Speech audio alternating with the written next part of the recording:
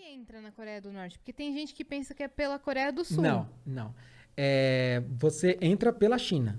Então, o único país que tem acordo para você poder fazer turismo lá é a China. E aí o que acontece?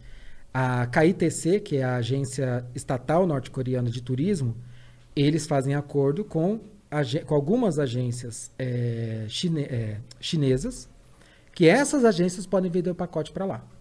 E aí, eles oferecem isso para o mundo todo. Então, eu entrei em contato com uma agência chinesa, falei, queria ir, eles começaram a me orientar tudo que precisava fazer, as regras que tinha, tive que assinar alguns documentos com todas as regras lá, que eu ia cumprir as regras do que podia e o que não podia fazer, das coisas mais interessantes, digamos assim. Dá uns exemplos. Por exemplo, você não pode levar nenhum símbolo religioso, isso eu Bíblia, soube. tal, não pode levar nada. Isso é bem sério. Você não pode levar nenhum livro, revista, nada que faça qualquer menção à Coreia do Norte, seja positiva ou negativa, não pode.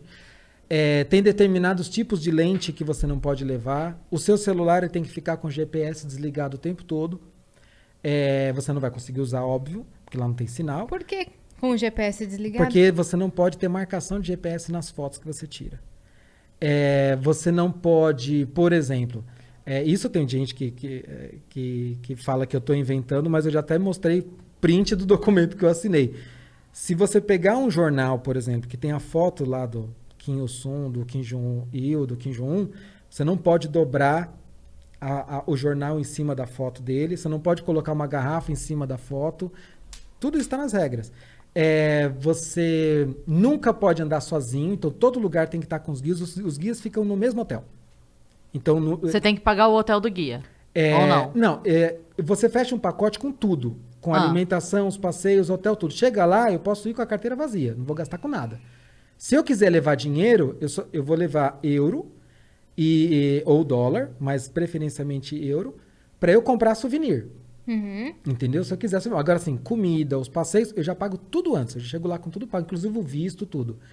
E essa agência chinesa que cuida de tudo. Tudo que você vai fazer, eles têm que estar sabendo. Então, eles não te dão a possibilidade de você levar dinheiro pra comer numa outra coisa? Não, se eu quiser... por exemplo, se eu chegar lá e falar, eu quero ir numa pizzaria, eles vão falar, tá bom, a gente vai levar na pizzaria, eu não vou pagar nada. Já tá no pacote. Ah, é? Então, assim, tudo tá pago antes, porque eu paguei pro Estado. Eu não paguei pra pizzaria, eu paguei pro Estado, então tá tudo pago. Então, eu vou lá e uso o que eu quiser, mas você faz um planejamento da viagem antes. Então, você escolhe os pontos que você Isso vai funciona com vale? Eu quero tentar entender assim, porque a pizzaria tem um dono. Ou não tem o dono? Não tem um dono, é do Estado. Todo o comércio é do Estado? Tudo do Estado. Todos?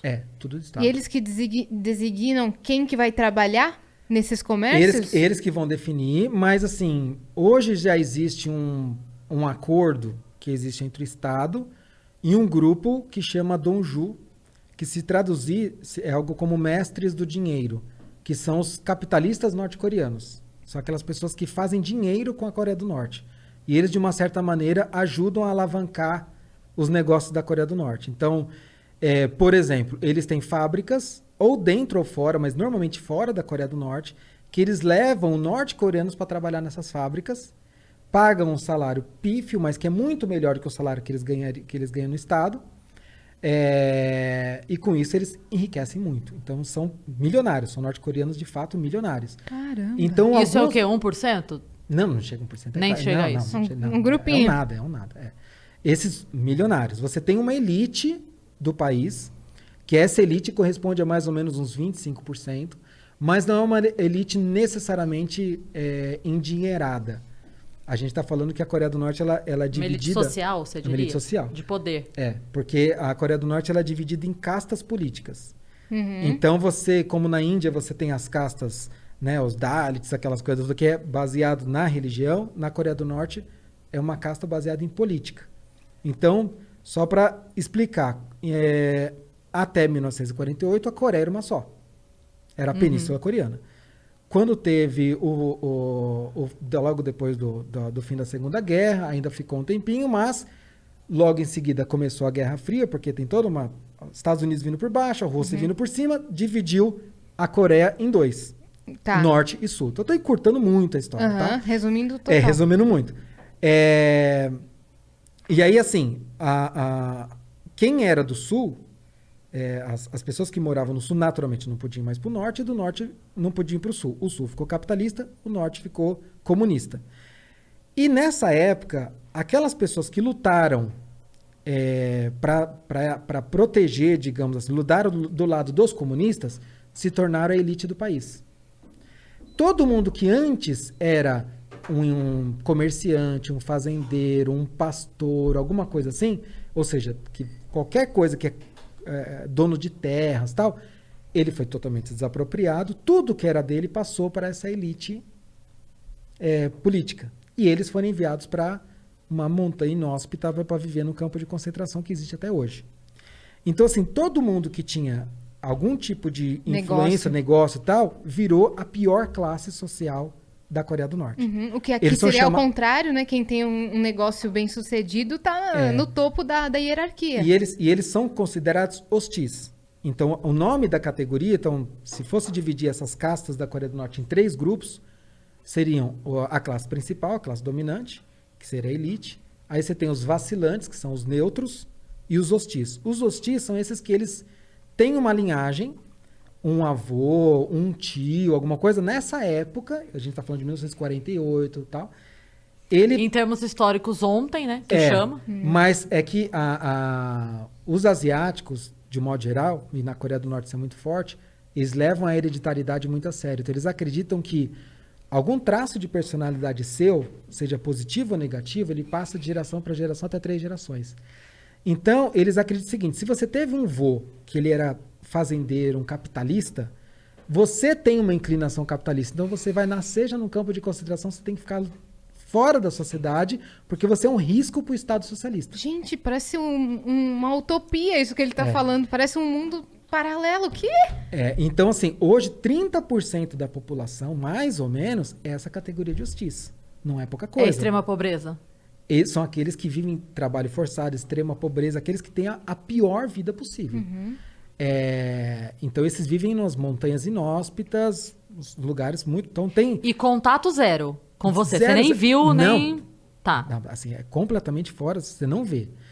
Aí você vai ter o outro grupo, que são esses vacilantes, que corresponde a mais ou menos 45%, que são aqueles que, no seu histórico, nem tinha alguém que era capitalista ou o dono de terras, comerciante, e nem teve um general, um soldado, alguém que lutou na Guerra da Coreia, lutou na Guerra do Japão, ou que era comunista. Não tem nenhum desses dois. Ele só estava ali, só sou um cidadão e mais nada. Comendo pastel na feira, e, tipo, deu uma guerra, eu tava leite, aqui. não que eu tô fazendo aqui? Uhum. São esses daí. Por que chama vacilantes? Porque o Estado permite, digamos assim, que ele vive em sociedade, mas acompanha e monitora tudo que ele faz.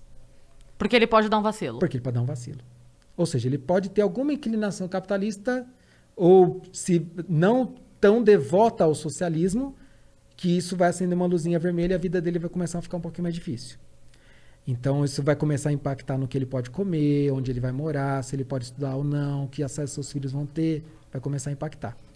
E aqueles que têm no seu histórico alguém que lutou ao lado de Kim Il-sung, por exemplo, na Guerra da Coreia, na Guerra do Japão, ou que era um comunista, tal, esses são a elite do país. Então, eles que vão poder, por exemplo, morar em Pyongyang, que é a cidade vitrine, é a capital. Capital, lá que você então, foi. Então, lá, na verdade, eu fui em 3 cidades lá. Mas é óbvio que só vão me levar para os lugares que eles querem. Óbvio. Não vão te levar para o topo da montanha. Então, Pyongyang, por exemplo, 95% da população de Pyongyang é da elite. Então, assim, por quê? Porque é um privilégio morar lá. É onde você tem a melhor educação, a melhor saúde, o melhor acesso, melhor tudo. Parques, hotéis, tudo. Lá tem parque aquático, cinemas, tem restaurantes diversos. Então, assim, é o lugar dos privilegiados. 5 estrelas ali. Aí, se um norte-coreano, por exemplo... É engraçado você pensar que o privilégio do país comunista é todos os privilégios que o capitalismo pode oferecer para eles, né? Com a diferença, né, que é o que eu costumo dizer, que assim, você num país, aqui no Brasil, por exemplo, né, isso foi uma lição que eu trouxe para mim. Aqui, você pode nascer numa favela, ter uma vida terrível, péssimo acesso à educação, uma família desestruturada. Você vai poder ascender socialmente? Vai ser muito difícil. É lógico que vai ser muito difícil, sim. Porque você está nascendo numa disparidade enorme, Sim. né? Com Sim. pouquíssimas oportunidades. Então vai ser muito difícil. Mas alguém te proíbe? Não. Não. É difícil, muito difícil, mas ninguém te proíbe. Ninguém vai falar, você nunca, jamais vai poder estudar em tal faculdade, ou vai poder escolher o seu emprego, ou vai poder comer carne, porque você teve um avô comunista. É diferente. Né? Então, assim, e isso foi uma das coisas que eu trouxe para mim, porque quando você sai de um país que ele tem tantas regras e que você vê uma população refém de um regime, você começa a dar valor àquilo que você tem. Você fala, o Brasil é uma bagunça, isso aqui é um pandemônio. Tem um monte de coisa errada acontecendo no governo, na Câmara, no STF, um monte de coisa errada. Mas calma, poderia ser muito pior, entendeu?